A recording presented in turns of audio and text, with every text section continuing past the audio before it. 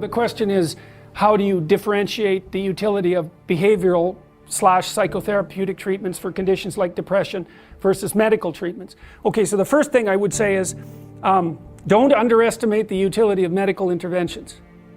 Depression is a catastrophe. It carries with it a very high suicide rate. And it also levels people out, and it's really hard on their families. And so, and it's physiologically extraordinarily damaging.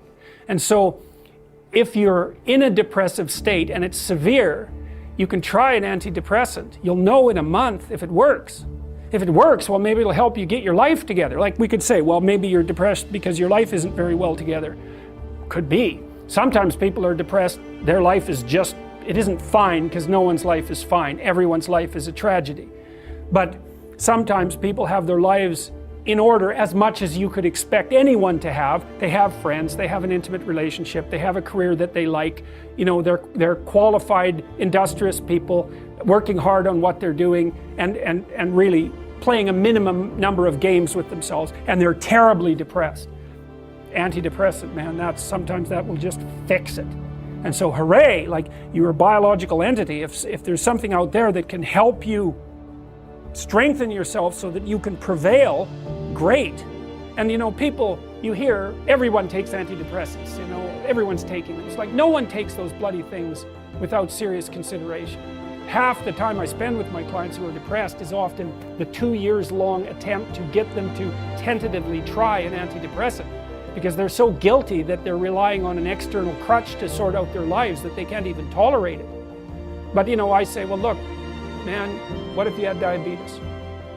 You're not going to take your insulin? It's like, you got stressed, you blew out at your weakest point. That's what happens when you get stressed. If there's something out there that might help you, it's like, try it, for God's sake. You'll know in a month, and you just stop if it doesn't work.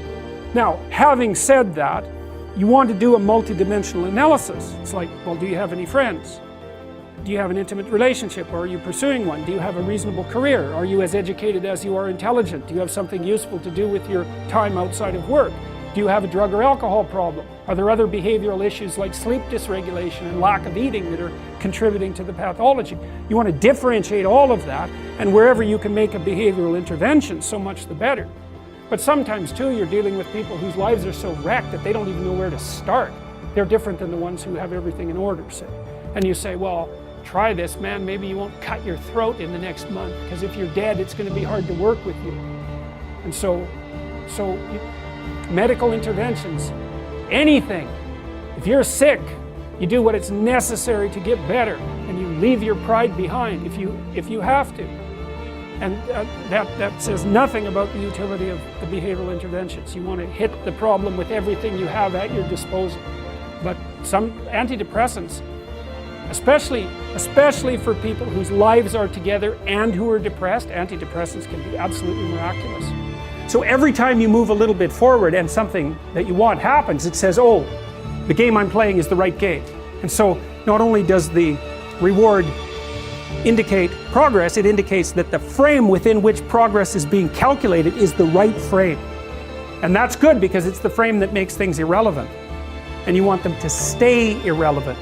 So if you don't move forward and you start to question the frame, that's way worse than merely not moving forward. You get a bad exam grade. What do you think? What the hell am I doing in university anyways? It's like, probably that's not the first place you should go with that piece of information. And you think, well, why? Why is that worse? Well, as far as I can tell, your map of you as a university student is a comprehensive representation. It tells you what you should do every day. It kind of tells you where you're going in the future. And if something emerges as an anomaly, you get a worse grade than you expected, and you blow that whole map, it's like, okay, what have you been doing for the last 4 years? What kind of high school student were you? How clueless are you about how you're arranging your future? What's your identity going to be if you're not going to be a student? Where are you going to end up in 5 years? It's like, so it's like that little grade, that bad grade is like a portal through which snakes can crawl. And that's exactly how you respond to it, especially if you open the door too much. Well, maybe this means that I shouldn't be in university. Well, one of the rules is you want to constrain the anomalous event to the minimal necessary domain. It's really, really important. You want to do that when you're arguing with your partner, which you'll do all the time. We have an argument. Well, I should never have married you. It's like, no, that's not the first response. That's a bad response. Or here's a really good one. You've always done that sort of thing, and you always will. It's like, oh good, great. It's like the only answer to that is to hit someone. Because like you're done, right? You're like that, you've always been like that. There isn't a chance that you can be repaired, and none of it is acceptable.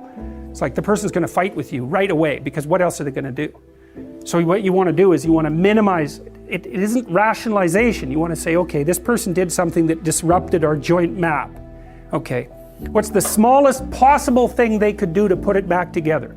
And you have to know. Well, we need to make a plan so you don't do it again. Or we need to have a discussion so that you know that it wasn't a good thing to do. But I'm not going to go after your whole character. I'm going to say, when I come home and you're watching TV, just come to the door and say hello.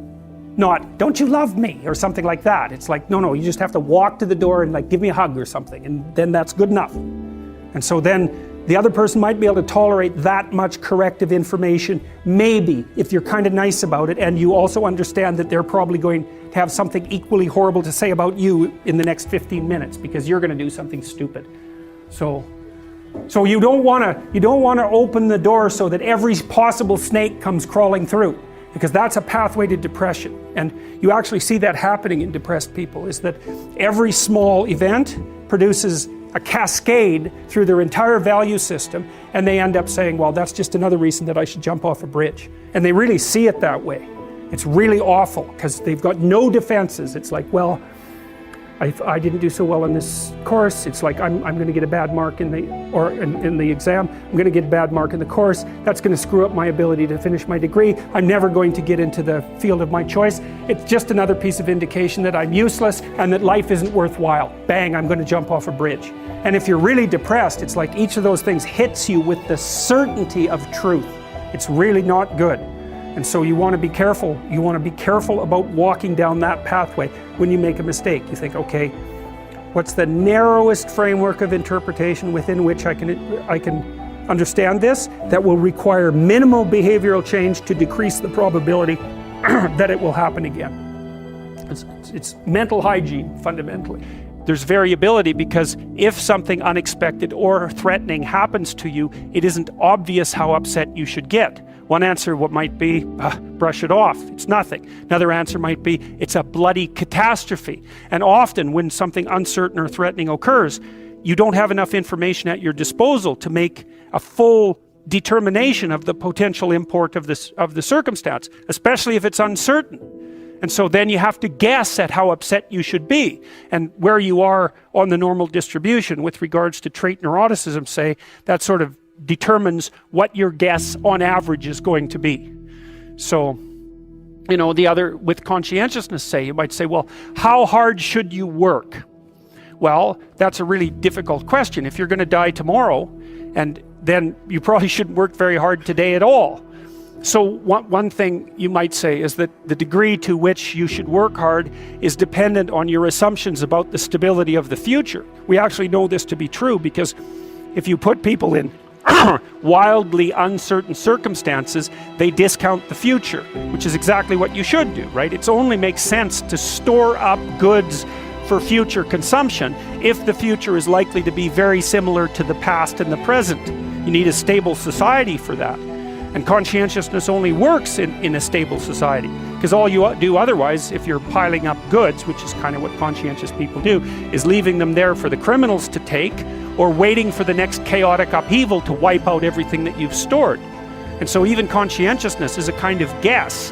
Hard-working people say, well, you know, sacrifice the present for the future. That's great, as long as the future is going to be there and you can predict it. But if it's not going to be there and it's unpredictable, then the right response is take what you can take right now while the getting's good.